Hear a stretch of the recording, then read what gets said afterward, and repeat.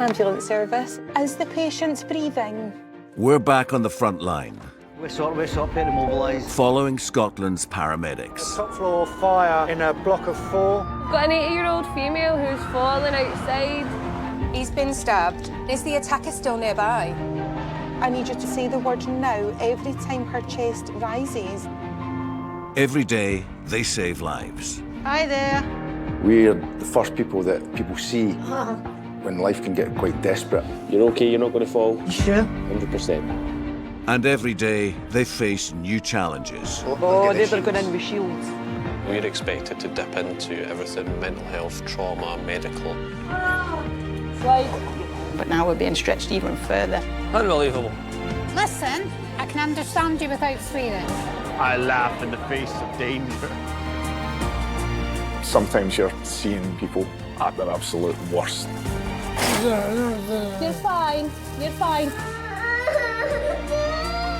Listen, you're in safe hands now, all right? At the end of every shift, I can go home knowing that I've made a bit of a difference.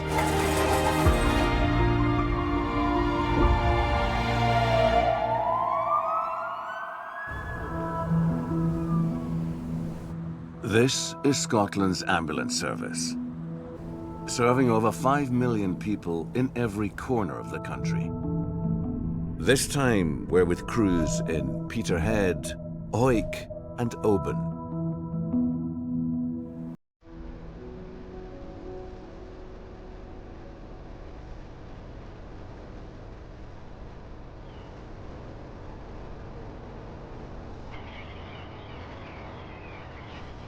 Oban is lovely.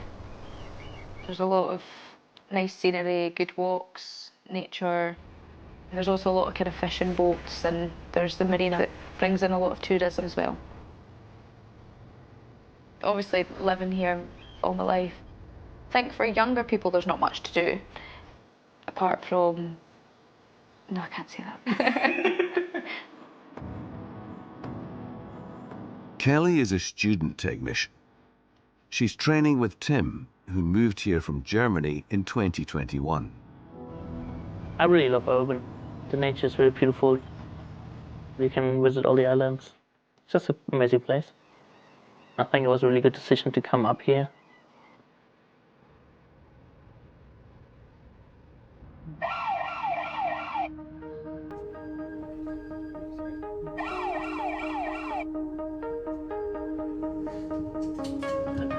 Red coal. Stung by bee, breathing issues. Okay.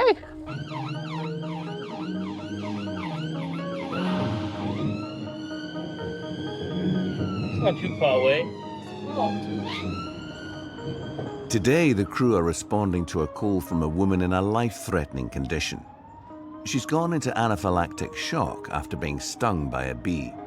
Anaphylactic shock is like an overreaction to this bee sting. The blood pressure drops, the heart rate rises, and the person will, if not treated, unfortunately die on the consequences of the shock. Okay, in 250 meters. So I guess it's a house there. Oh, hello! Coming! Oh, 'cause look. Yeah. That was a good scream. Luckily, you had the window open. Please fasten your seatbelt.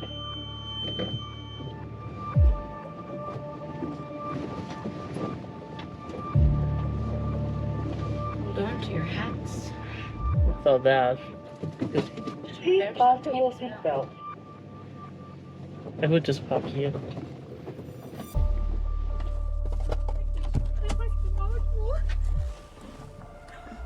We're just going to grab some stuff and then we'll come in. We'll just be a wee second, okay? Don't worry. You get the oxygen. Did you get stung by a bee? Yeah. How long ago was that? Half an hour ago, I think. Half an hour ago, okay. Just keep big breaths. In and out. In and out. She was really lucky that her husband came home, because when it happened, she was on her own. She was lucky we were quite quick with her and could start the treatment, because she was already quite seriously ill. The one in 1,000? In Yes. and out. Okay. My colleague makes some adrenaline for you. I will give you some oxygen, okay? Yep. You just follow the instruction of your husband. Yep. Pop that on. When I approached, I did my first assessment on the patient, and she didn't have a radial pulse already, and she was really pale. Right. I put that on. Yep. I'll just hold it. Can you just lean forward your head for a second? Yep. Okay, perfect. Okay. Right. Filling. Her partner was in mountain rescue, which came in quite handy to keep her calm in the situation. He was really professional, know what to do. Just lie against me. Right, still keep your big breaths going. Anaphylaxis is a time-critical emergency. The first most important was to give her oxygen because she had a swelling in her face and around her tongue, so getting sure she get enough oxygen. How much, Tim? Half a milliliter, please. Big breaths. All the way out as well as in. Is that out your water or does she lose some urine? Yeah, she was too hot, so Okay. we splashed it. And then the next step is just adrenaline. The only effective medication for anaphylaxis, really. In and all the way out. The adrenaline should quickly reduce Fiona's swelling and open her airways. She needs it urgently. All right. Good, good, good. Scratch. Yeah. No blood. Going. And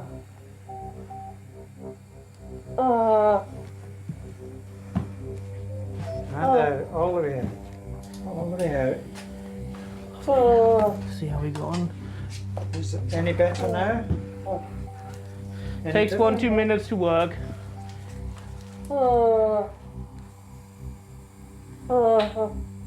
Keep going. Go on, you got to work. To see if the adrenaline does any effect, just look if the heart rate comes a bit down. The X-ray rate should come down as well. Tim is monitoring Fiona's reaction to the adrenaline. Right, out. In. If it works, her blood pressure should return to normal and the swelling in her face should go down. That's it. Keep breathing. In. Out. In. And all the way out. And in. But the adrenaline appears to have had little effect. In. And all the way out.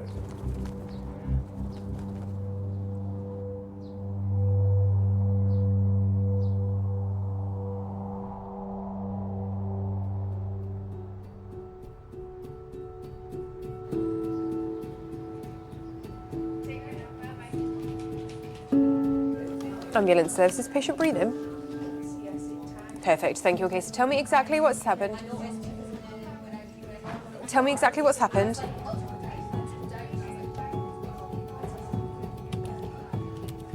Oh, okay, and you said that he was bariatric, sorry. Do you know his weight, please? That's fine.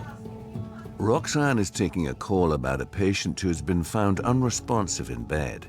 He's described as bariatric, meaning he may need extra help to be moved. When somebody weighs over a certain weight, it becomes problematic because one person alone is unable to move that patient and be able to follow all of our instructions. So it can make things a bit more challenging for both us and the patient and the caller. Okay, so help has been arranged for you, caller. Okay. This isn't delaying any help, but we do need to do this before the ambulance arrives, okay? We need to check his breathing together to make sure that it's okay.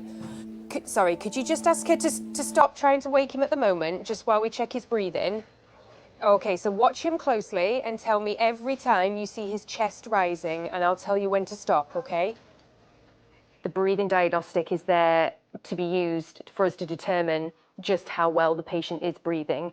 Is it effective breathing? Is it too slow for the patient? Is it too fast for the patient?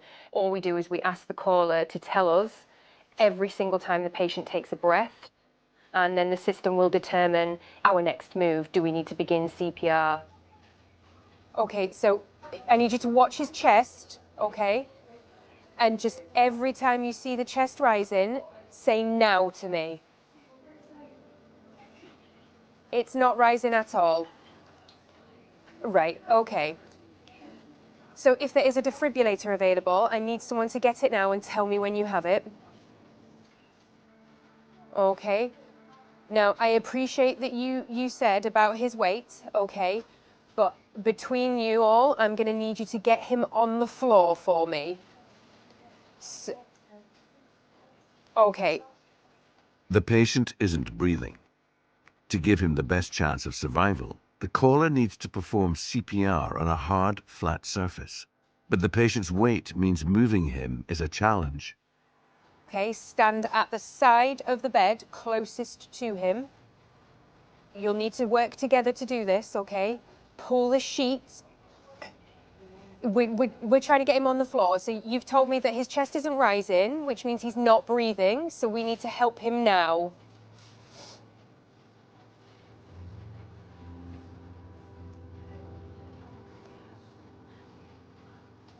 Okay. Okay, caller, I need you to listen to me a minute, okay? You need to not worry about the fall, okay? The patient is not breathing, so we need to help him now. And in order to do that, we need to get him on the floor. I appreciate you said you can't do that, but I need you to try and lift the sheet like I've explained and slide him off the bed onto the floor. There's no grey area with CPR. It's very black and white. And a lot of people are concerned for the patient, oh, what if I hurt them? The patient's not breathing. So we need to not worry about the fall. We need to get them on the floor and we need to help them to breathe. With Roxanne's guidance, the caller is able to slide the patient onto the floor. Okay, and is he flat on his back? Okay. All right, so listen carefully, okay? We're going to start chest compressions and I'm going to tell you how to do them, okay? Place the heel of your hand on the breastbone in the center of the chest, right between the nipples. Okay, put your other hand on top of that hand. Pump the chest hard and fast, at least twice per second and 2 inches deep. Okay, you need to let the chest come all the way up in between pumps, and we're going to do this until help can take over.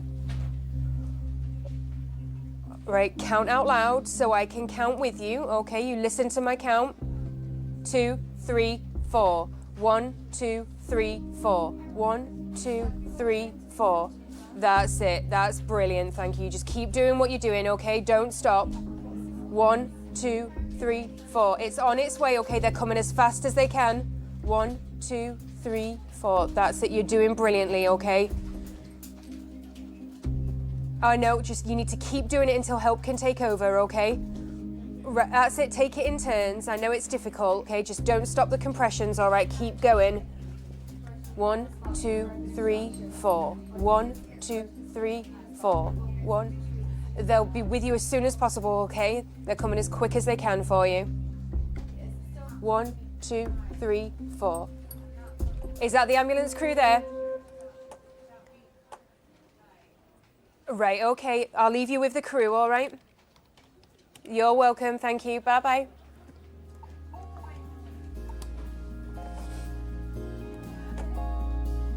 It can be really tough. There's a lot of emotion on those calls.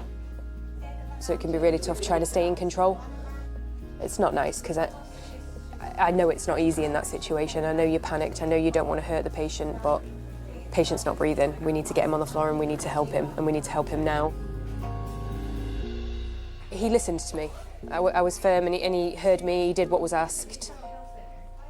Potentially, possibly saved his life, maybe not.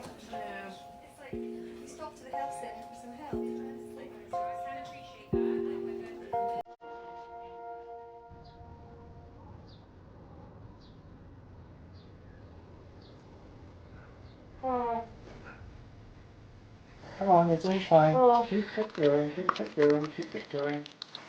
In, out. In, all the way out. In Oban, Tim and Kelly are treating Fiona for a severe anaphylactic reaction to a bee sting. The first shot of adrenaline hasn't had the desired effect. So the crew prepares another shot. Adrenaline, that's the only treatment really that we can give to get the patient stabilized, to get him in hospital, to then get a long-term solution for the problem. Right, gonna get another wee jab. Another scratch. Keep it going. Just in all the way, out all the way. Out. See how your blood pressure is doing now? Lovely, 130. Has come back beautifully. How are you feeling now, my love? You feeling better? We're quite happy at the moment. Do you got at the moment any pain anywhere? Not pain, no. That's good. Fiona's condition has improved after the second dose of adrenaline. She's finally stable enough to make the short journey to hospital in Oban for further monitoring.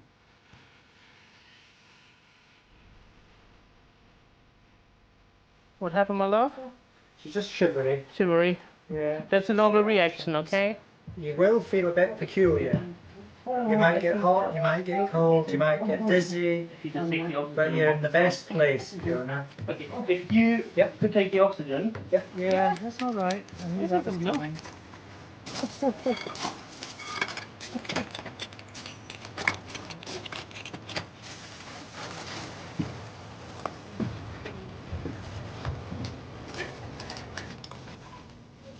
Get the heating on for a moment. Making me sweat. I'm spoiling you here. To begin with. I guess you did sweat quite a lot, but obviously now it has the opposite effect. You feel really cold. Just check your temperature again. 35.3, you'll be cold. Fiona and her friend Mandy had been tending to a beehive shortly before she was stung. Were you just outside when the bee just... Well, we've been doing the bees. Were you doing the bees? We were working on the bees and then we finished and took off our suits and Mandy went away and then a bee got into my hair.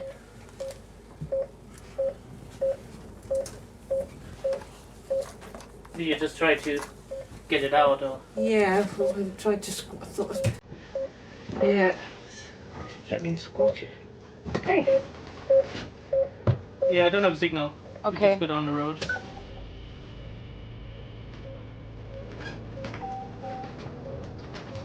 She's been working with bees for a long while. It was her first ever reaction. So I think it was quite a shock to the patient as well. Everybody can develop an allergic reaction at every time. You can eat nuts your whole life, and then at one day your body says, nah, I don't like that anymore. For student technician Kelly, this has been her first time treating a patient suffering from anaphylaxis. It is kind of what it says in the textbook, but everything happened a lot faster than I anticipated. So I didn't expect everything to move as quickly, and I didn't realise that you had to get the adrenaline into them as quick as you did. So you said you have to eat.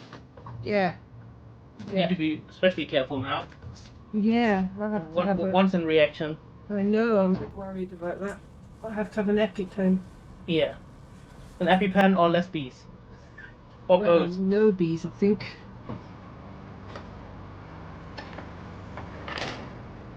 If you wouldn't be there as quickly as we were, she would have most likely died. So yeah, I think we can say in this case you actually saved her life, yeah. In the UK, it's estimated around 20 people die from anaphylaxis each year. Bee or wasp stings are responsible for a quarter of those cases. At the time when you arrive and you're doing your job and you're giving treatment, I didn't really think of the fact that you'd saved her life or anything. It's not till after it when you reflect and then what the outcome could have been and what it was is kind of when it sinks in and you think that it makes you feel a wee bit proud, or it makes you feel much better about yourself sometimes.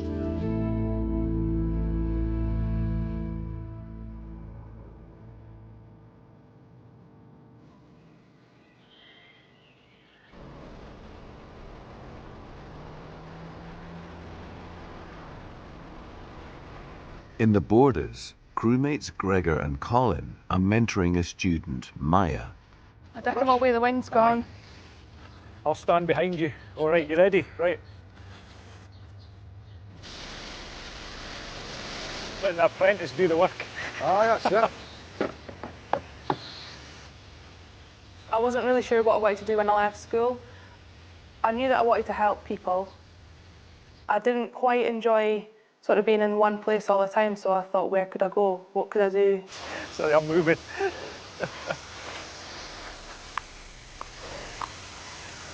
Cheeky. I've been surrounded by emergency services, with my mum being in the ambulance service and my dad's a firefighter as well. So I've just been nudged in that direction quite naturally, I think. Certainly an important skill. Absolutely, yeah. Part of the job Infection as well, control, cleaning. You signed off that in your portfolio. Yeah, go ahead, over. Unit 69, good morning to you. First job of the day, I'm a call for a 57-year-old lady that's having difficulty in breathing and chest pain. Over. That's fine, thank you very much for that. Where are we on? 57-year-old female with chest pain, difficult breathing. Tell me if that's okay, Colin. It's Maya's third week out with the ambulance crew. 999 road activated. Right. Came through as an amber call. It's been quite heavy theory content for the first semester, and I think going out on placement has sort of put all that into perspective. I don't think there's quite a substitute for learning on the job. Well, 57, reasonably young, eh? Aye, pretty young for chest pain, aye. Cardiac. Chest pain is probably one of our most common presentations in patients that we go to. It's not always a heart attack. Often it can be angina, but if left untreated and it progresses, then it can turn into a heart attack.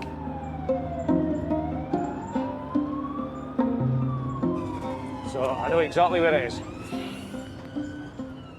Can it be a bit of local knowledge, Gregor? Aye.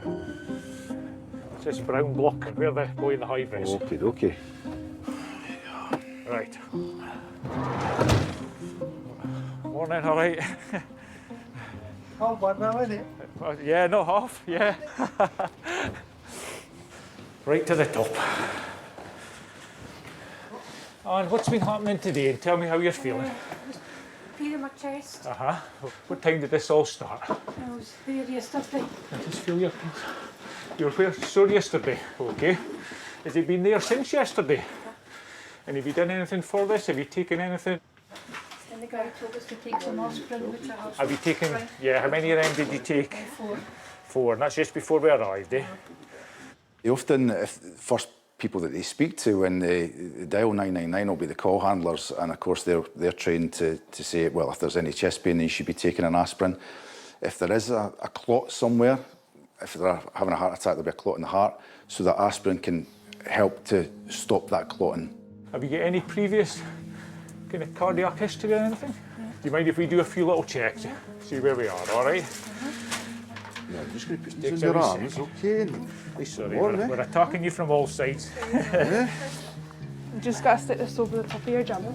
Okay. Can I ask you a wee bit about this pain? Can you describe how it feels at the moment? Is it like, what I want to say, is it a constant pain or is it a sharp pain? It's not sharp, it's quite Dull? Right. Okay. If you take a deep breath, is that anything change at all regarding the pain? It's a little bit sore when I breathe in. Okay, yeah, okay. Okay. No, stop that breathing, okay? These are all normal checks, Anne, okay? Yeah. We're just checking all angles.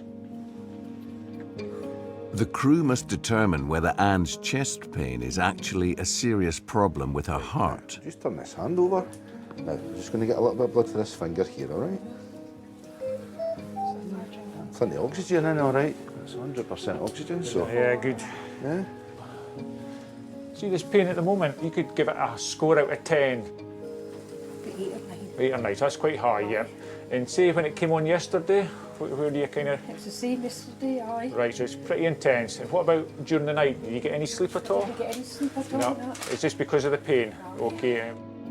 A cardiac chest pain, it's normally like a a constant type of pain, it can be dull, it can be like just like an ache, various intensities.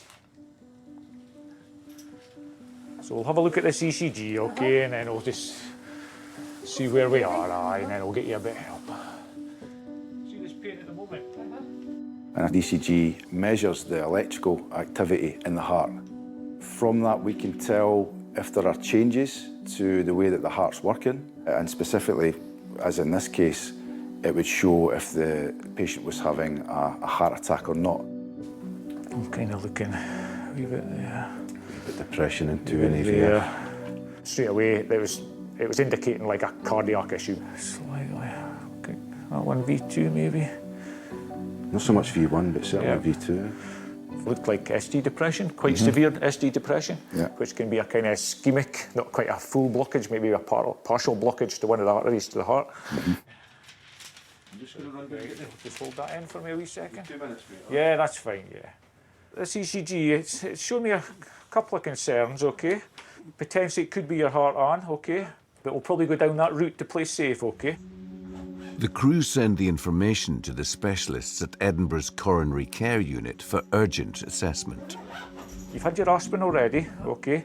We might try that GTN spray out the bag, please, Maya. Anne needs to get to hospital. If the CCU raise the alarm, the crew will divert to the Edinburgh Royal Infirmary for an emergency procedure. So this little spray, it kind of opens up your arteries a wee bit. We'll want to see if that pain reduces, so you let me know, all right? It kind of goes under your tongue, do you know? I'll give you 2 puffs, ready? The GTN spray should improve the blood flow to Anne's heart. Sorry about that. I don't know if it tastes too well, eh? That might take about 5-10 minutes to get in your system. But... A fine day for a wee job at the hospital, though, eh? Beautiful, the day. Aye, well, aye. It's fresh at their mind. We'll double check that number. Obviously, you can't take any risks with chest pain. I'd say 99% of the time you take a chest pain into hospital. Yeah. I'll get you squared up. Ready? Okay. It's always the top floor. You know, tell us that. Nobody gets chest pain on the bottom floor. Now, I'm going to put the seatbelt around you first so you can't escape. You a bit worried, Dan? Don't be worried, eh? All right, okay. All right. Are you okay?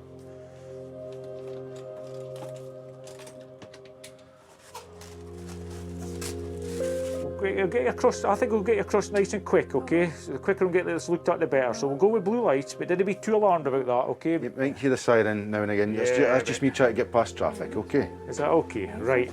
Okay. Your oxygen levels are good. Are you warm enough? You can put the heaters on if you're... No, I'm all right. No, you're all right. There we go. Seeing the abnormal ECG, it wasn't scary, but it was like, it was an oh, like we're going to have to do something here moment. We were all half expecting to end up in Edinburgh with her. The crew will take Anne to the Borders General Hospital in Melrose for urgent tests. At uni, they teach you what to do, they teach you how to do it. But being out on the road, it's completely different. We've made it on. I think we're on now. Because it's real people, it's real life situations, it's real illnesses that you're having to help people. It just is completely different. You're doing great. Get a bit fresh here, eh? Aye, it's been lovely. Lovely we drive over. I hope it wasn't too bumpy in the back for you. Gregor will tell me the truth. Comment on that later. Nah, spot on, Colin.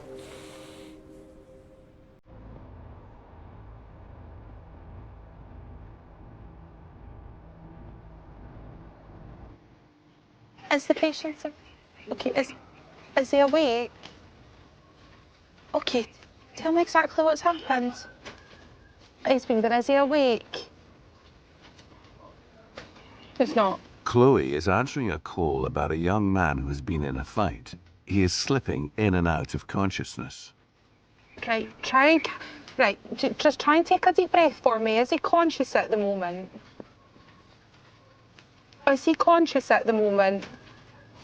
When it is a chaotic scene, it is really important that we try and manage the scene as well and what's kind of going on. So it does make it that a lot more difficult when you're just trying to provisionally get the right care for the patient and trying to essentially manage a scene until the crew get there. It can be really challenging. OK, so tell me exactly what has happened. The information that we'd been provided with to start with is that he was unconscious and that he was bleeding from the mouth. Nobody kind of was forthcoming on how he actually ended up unconscious and how the bleeding started. Right, so is he still unconscious? So, was that a yes, sorry? OK. Going through some more initial questions, you could hear someone shouting in the background that he'd actually been assaulted. Now, we're going to check his breathing together to make sure it's all right. So when I say the word go, I need you to watch him closely and say the word now every time his chest rises. In the background, someone is demanding an ambulance be sent. Right, you need to listen to me, OK? Can you just advise whoever's there that they are coming as quickly as they can, OK? They are coming as quickly as they can, but this is going to help him until the ambulance crew get there. Most assault calls, they can be very panicked, and when you're getting rushed, you tend to hear people rushing you in the background, so telling you to hurry up and get the ambulance there. You just have to switch that off though. So what I tend to do is I just try and ignore everything, any kind of negativity that's going on in the background, and just focus solely on the caller, to what the caller's saying. Right, we're going to need to do it. Right, it's really important that we do this because this is going to determine whether we start chest compressions on him. So I need you to really concentrate and I'll tell you when to stop. Can you just say the word now every time you see him taking a breath? Are you ready? Next one. Next one. Next one. Next one.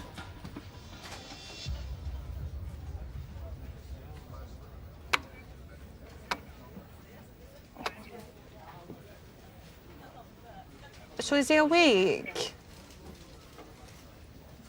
Right, so I don't mind it. So I need to know, but you need to listen to me, OK? I need to know, is he awake at the moment?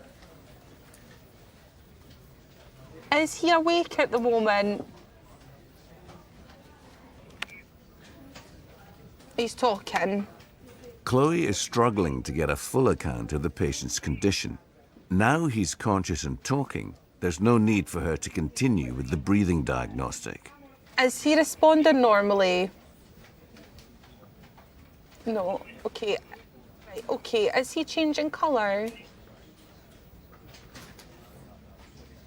Red cheeks, clammy and sweaty, OK. Right, so you need to just keep him nice and awake at the moment, OK?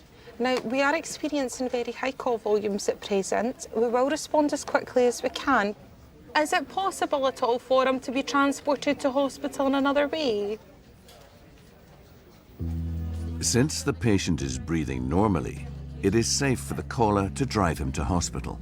So if his condition gets worse on the way to hospital, please pull over and phone us straight back on 999, OK? I'll get this cancelled down. Right, bye-bye. They were transporting him to hospital. They didn't want to wait on anyone coming, and they kind of they get a bit stressed when you're telling them to do like the breathing tool and things like that. People get a bit stressed because they think it delays the help for them, but it's not delaying any help for them at all. In actual fact, it's helping until the ambulance crews get there. So, but he's going to hospital with his mum, so. For Chloe, this job at the ambulance control centre is hopefully leading to a career as a paramedic. Your natural progression is people tend to do call handling and then they'll go over to dispatch. And then eventually they'll go out on the roads, maybe start off as technicians or go straight to university and apply for the paramedics. So eventually, hopefully one day, I will be out on the road as a technician. I'm going to apply for it at some point. But I'm not putting any pressure on myself to win because I am really happy with the call handling side just now. Ambulance service, is the patient breathing?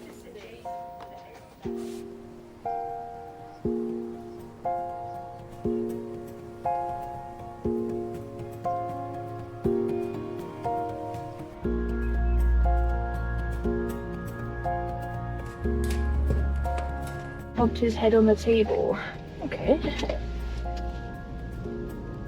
What's he done? Hit his head and bumped his eyebrow. Heather and Susan are responding to a call about a 4-year-old boy with a head injury. Because my daughter's so young still, straight away I'd make that connection. You know, it's like, I've got a daughter, that person has a child. I feel for the parent. I feel for the parent much more than I did before I became a parent myself.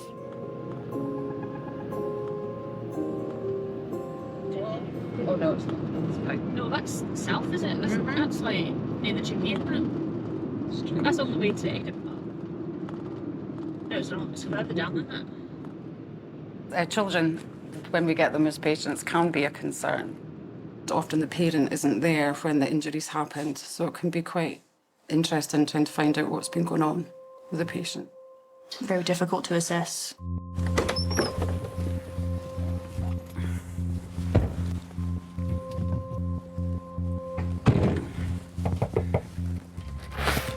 Hello?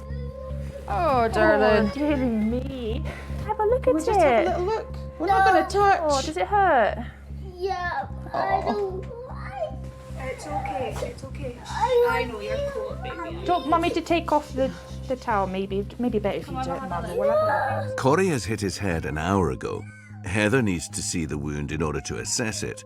But Corey has other ideas.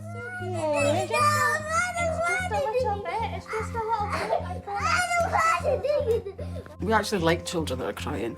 It's children that aren't crying are the problem. You sit with Mummy, there you go. If we can hear them screaming, it means that they've got a clear airway, they're breathing really well, and we can take it from there. Did you see it happen? Well, no, I was sitting there, but I wasn't looking at him, and I just heard him, like, scream, but then he stopped screaming, he kind of, like, zoned out, he was kind of just, like... Dazed. Okay, did you see him, was it here he fell? No, it was just in the living room, Just just in off there. the corner of the... You hit yourself on the TV unit. But that hurt. Oh, bless. Oh, no. Okay, how much blood have we... Is it just on the tissue The here? tissue, there is some on the floor. Just a little few drops. Can I have a look at it? No. No, is it really sore? All right. Just a little bit. Just so I can... I'm not going to touch it. He doesn't like people touching his No. head. He's got like some sensory. That's okay. Come on. I don't need to touch it. It's all right. I know. How Well, about... let me have a look at it. No. Why not? The mother did say sensory issues, which means that we really struggle to communicate with the child and find out what's going on. Yeah. So it's difficult all around. With most head injuries, we have to ask lots of questions, try to work out if they're confused or if there's any neurological deficit. But with a child, it's difficult, let alone if they're having sensory issues. Can we take that towel away? You hold the towel. Corey doesn't like people touching him. But head injuries can quickly lead to a number of serious conditions. Let me get anywhere near it, is he? Would it be better if you went in there, just you two for a minute? Is it all of us being here, maybe? If we just get myself upset. Shame. The crew need to examine his wound to see if he needs an emergency transfer to hospital. Just even get some Calpol in him, eh? And do you like medicine? Yum. Can you do it yourself, or do you need me to help? No. You want Mummy to do it? Mummy will do it then. Susan's solution is to use a simple over-the-counter medicine for pain relief. That's it. What a good boy.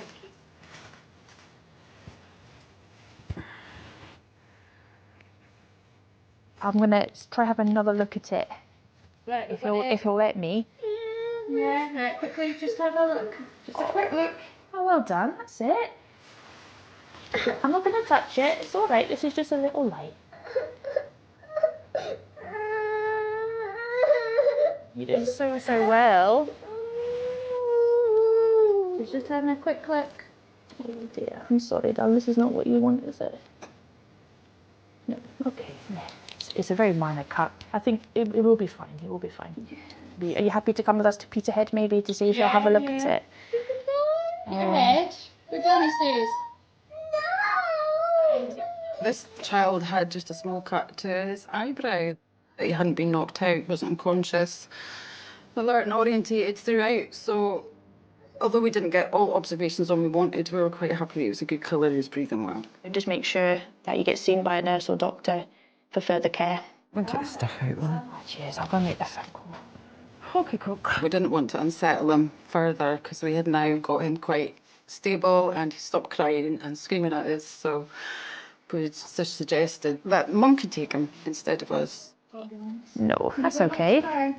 Or would you like to go in an ambulance? Nowhere. Nowhere. I'll take him. Yeah, you sure? So that worked really well, and he's obviously a lot more comfortable with his mum. And just wanted the two crazy ladies out the door, didn't Yeah, he? just wanted rid of us. All right, Corey. You're welcome. See you later. Bye-bye. Some children are quite happy to come over to us and get things done. They watch TV programmes and they're quite happy to use a stethoscope, aren't they? Depends on what age. Was he speaking to you now? Cute. Poor little toot. Right. See if I can get turned. I'll let you just get turned first. Susan came to the ambulance service after a few different careers. I was a sport worker, and previous to that, my family had 2 hotels, so I used to help run the hotels. This job isn't much different to the hotel, to be fair. Still picking people off the street. Yes. I've always been interested in emergency medicine. I've come from a medical background in my family, so I've always been interested in this line of work. I love dealing with people. I love seeing them get better. You were just a baby when you came? I was 19 when I joined the job. You couldn't understand the locals. Still can't sometimes.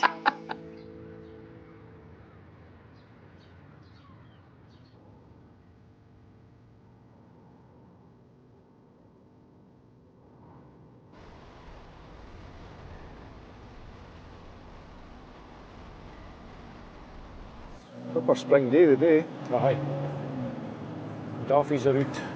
Daffs are nice, especially coming in the height. Yeah, aye, yeah. Absolutely magic. Mike's kind of on the south side of the Scottish borders. I'd say it's semi-rural. That's probably a good description. The Scottish borders is a beautiful part of the world, and a lot of people retire here. So we've got an elderly population, it's an ageing population, but you do see the full spectrum of patients. Temperature have we got in your wee thing today? 12. Aye, not bad, eh? Right. Feels warmer than that. Aye.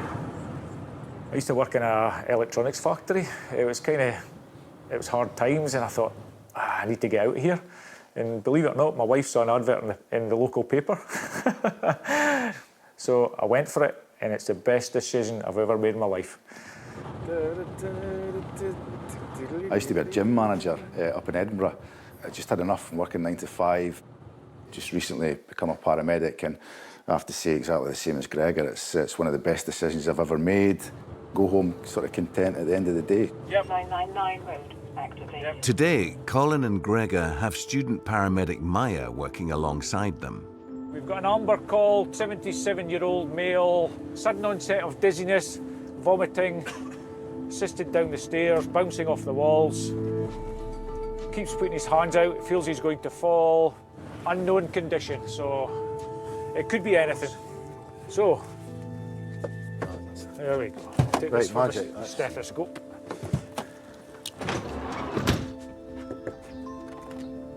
Hello, it's ambulance. Is this the right place? It is. Hello, Gordon. Tell me what's happening. Tell us how you're I was feeling. out last week. I got a call from a local karma club, and I was out. I come here and Yeah. I was fine, but when I come home with my bed, and I felt a wee bit dizzy, but Yep. not bad. Like Okay. I felt like I was sick, Yep. and I just went to bed and was fine. And Aye. Okay. got up this morning and I woke in early. The next day, everything's just gone round and walking forward. I stand up, Okay. I can't balance. Okie doke. Really, really sick. Yep. All right. Yeah, I saw obviously the bowl there. Eh? Just like yellow bile. and Right. then Yep. I just ask you, have you had anything like this before, or is this something totally different? Totally different. Any pains anywhere? No pains either, eh? Can I just ask you, how do you think his colour is? You'll know him a bit better than me. Fairly normal-ish. Okay. Can I ask a wee bit It's about then the a medical process of side? elimination to figure out exactly what's causing this dizziness and nausea. Any stomach problems? I had Normally, I had a gallbladder thing 6 years ago. it's a gallbladder, yep, okay, yep. It could be a low blood pressure, or it could be something a little bit more sinister, something neurological that's going on in the brain. It can signify quite a lot of things. I'm just wondering things like, have you had any like ear infections or? No, again, what? No. Or have you suffered from vertigo? Oh, sorry. It's all right. Have you suffered from vertigo or anything like that? No, nothing like that. It's about asking the right questions and digging a bit deeper and looking at your observations to determine what's going on. Be a sharp scratch. It's obviously no licum. There we go, you can just hold on to that. 6.3. What we'll do now, I'm just going to do a little fast test on you, okay? Let's see where we go. A fast test assesses Gordon's face, arms and speech for the most common symptoms of a stroke. Okay, yeah. Can you give me a big smile? A big smile? Oh, that's more like it. Yeah, and you think he's speaking nice and clearly? Yeah, he's no, yeah, pretty normal, yeah. It's good to get a second opinion on that. That's it, just put your arms down now. Quite happy with things here. Not all strokes present the same, so again, it's in the back of the mind. Absolutely. So you're just trying to process of elimination, basically. But you do get sometimes imbalanced things with strokes as well, when they can be unsteady on their feet, they can have a certain gait when they stand up, they lean forward, lean back, they're just...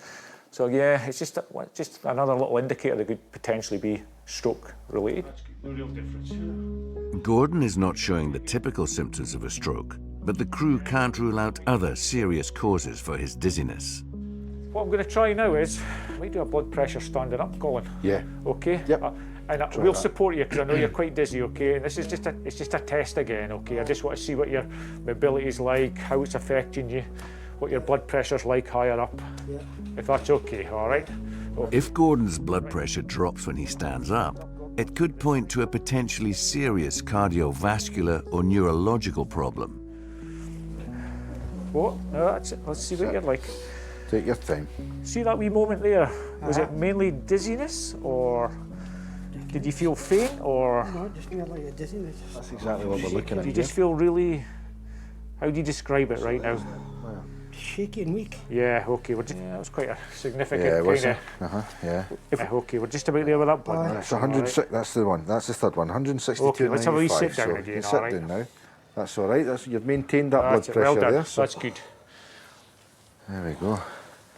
I'm afraid we'll have to get this investigated because I don't think you're very safe at home. Do you agree with that? Yeah, I think so, 100%. I think it's worthwhile going to the hospital, find exactly what's going on. We're kind of clutching at straws a wee bit. Has he reported any pain at all? Have you? No pain at all. We'll get to the bottom of it. It's well worth getting checked out now. I don't want you falling over. Well, all right.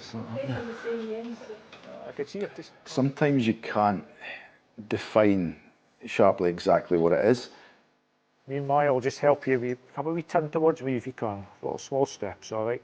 Keep coming right round to me. It's a process of making sure that you're being more cautious than you would maybe need to be. You can't rule out if you do a stroke. I'm just putting this round you because we're taking you up the stairs, all right? But there are other neurological issues that are quite hard to pick up on pre-hospital.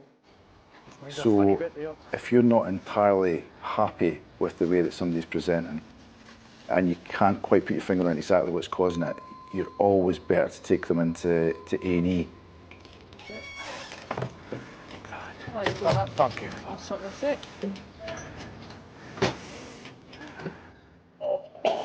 That's it. Can I just get a bit of tissue? That's good. Well done, mate. Good one. That's it. Well done. Got a tissue for you in a second, all right? Take a minute. Take a minute. That's it.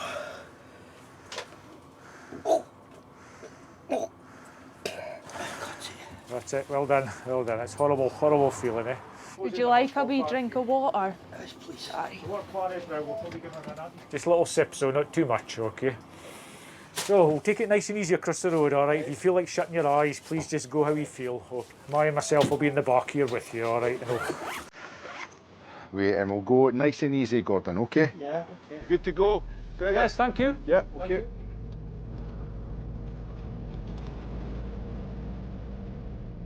Right, excuse me a wee second. I found your lug.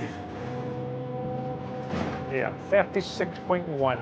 It's fairly similar to before, eh? Working with Colin and Gregor, I've felt very lucky. They've both got lots of different approaches to the way that they handle their patients, to the way that they speak to the patients, and sort of how they go about their treatment. Settle things on that movement, hopefully. They've been totally keen just to help me improve. They've been anything that I wanted to practice, they've been totally all over it.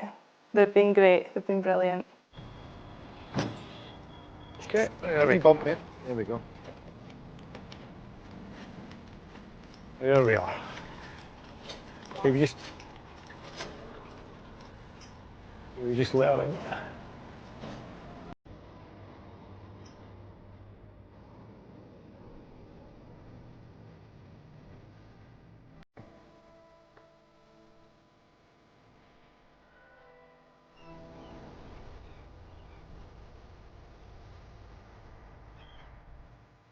Peterhead's a coastal town, and we have the largest fishing port in Europe, so there's a lot of boat traffic in and out of here.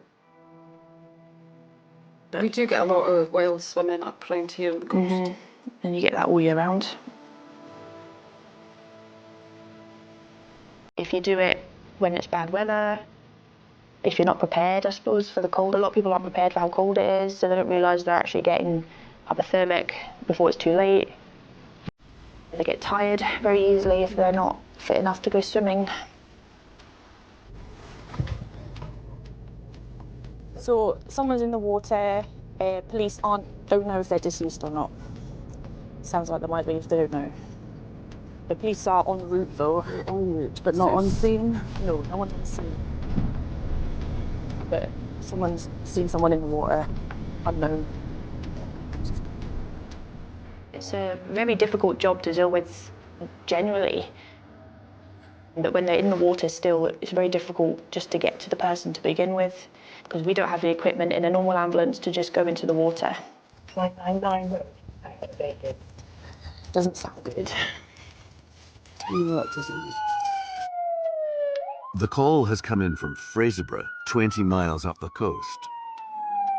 The Coast Guard will meet us at the rendezvous. The Coast Guard are coming soon? Yeah. Yeah, Sort's been tasked and the water rescue have been tasked. But Sort's going to be an hour maybe. Yeah, they will be. They'll be a while. Sort 0130 on top. SORT are the Special Operations Response Team. They tackle major and dangerous incidents. Would you mind double checking hypothermia on the GL calc for me? The human body can survive 6 minutes, I believe, without oxygen. So if you're submerged for more than 6 minutes, you're already having brain tissue die, already getting lots and lots of issues from that. Because we had no information of if they're in the water or how long they've been there, we just had to prepare for they've been there a long time, or if not, then we had to actually try help them as best we can. Just to make it all clear, we have updated the locus that we have from the police, resending it to you. The police advise the body is on the rocks near to the above address, and that the access is easier for you fitting for their officers. So that's just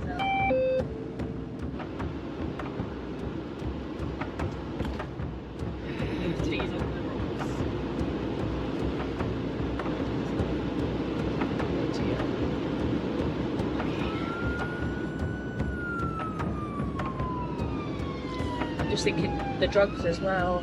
Can't give atropine, I believe, for hypothermia. Would you mind double checking that for me?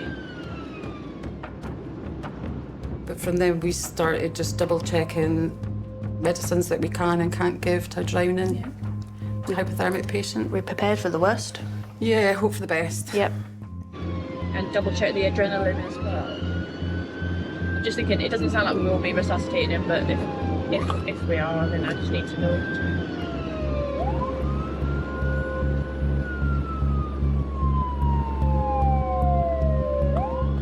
I'm just going to do a stand to you all. We've just had an update from the police. No ambulance required, no persons in water. It was an inflatable doll, over.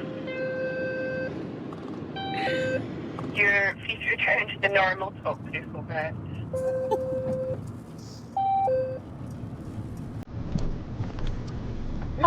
Messing about when inflatable doll with me.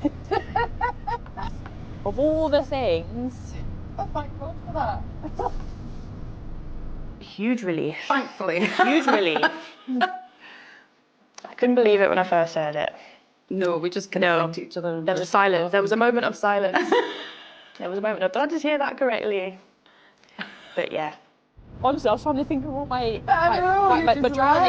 drowning, right? Cardiac arrest, right? Let's have a look at my drugs. Let's have a look at my problems. what am I doing different? It's a doll. That's the best outcome. That is the best outcome. I couldn't have asked for a better outcome for that. Who's the blow up doll, however it is? Well, I don't know. Fraser Burr, you just don't know. You just don't know what they do up there. Yeah, well, Sunday morning, isn't it? I don't really like that fast for a lot of things. I know, you were doing well. I was doing like 70, 75, 80 on the streets. It goes to show. To work in the ambulance service, you definitely need a sense of humour. We do come across a lot of this stuff. What sort of doll are we talking? A Barbie? I don't think it was.